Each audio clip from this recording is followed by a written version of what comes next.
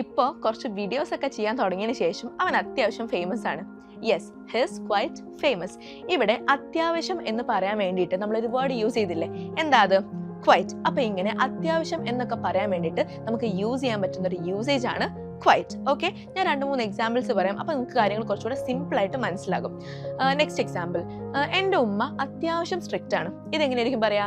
My mom is quite strict. എൻ്റെ ഉമ്മ അത്യാവശ്യം സ്ട്രിക്റ്റ് ആണ്.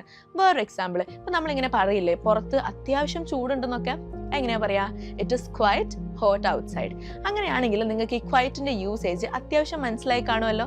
അങ്ങനെയാണെങ്കിൽ ഒരു ടാസ്ക് തരട്ടെ. ഇപ്പോൾ നമ്മളിങ്ങനെ ഒരു എക്സാം ഒക്കെ എഴുതിയിട്ടിരിക്കുകയാണ് ആൻഡ് റിസൾട്ട് വന്നു. ഭയങ്കര അടിപൊളിയാണെങ്കിലും കുഴപ്പമില്ലാത്ത റിസൾട്ടാണ് വന്നത്. അപ്പോൾ നമ്മളെ ഫ്രണ്ടിൻ്റെ അടുത്ത് ഇങ്ങനെ പറയാണ്, ഞാൻ ഈ റിസൾട്ടിൽ അത്യാവശ്യം ഹാപ്പിയാണ്. ഇതെങ്ങനെയാണ് ഇംഗ്ലീഷ് പറയാന്നുള്ളത് നിങ്ങൾ താഴെ കോമെൻറ്റ് ചെയ്യുക. ആൻഡ് ഇതുപോലുള്ള ഒരുപാട് കാര്യങ്ങൾ നിങ്ങൾക്ക് നമ്മുടെ ഓൺലൈൻ കോഴ്സിൽ ജോയിൻ ചെയ്യുന്നത് വഴി നമ്മുടെ പേഴ്സണൽ ട്രെയിനേഴ്സിനോട് സംസാരിച്ച് പ്രാക്ടീസ് ചെയ്ത് പഠിക്കാൻ പറ്റും. സോ അതിന് വേണ്ടിയിട്ട് താഴെ കാണുന്ന ലിങ്കിൽ ക്ലിക്ക് ചെയ്യുക. ഇപ്പം തന്നെ നമ്മുടെ കോഴ്സിൽ ജോയിൻ ചെയ്യുക. English House. English at your fingertips.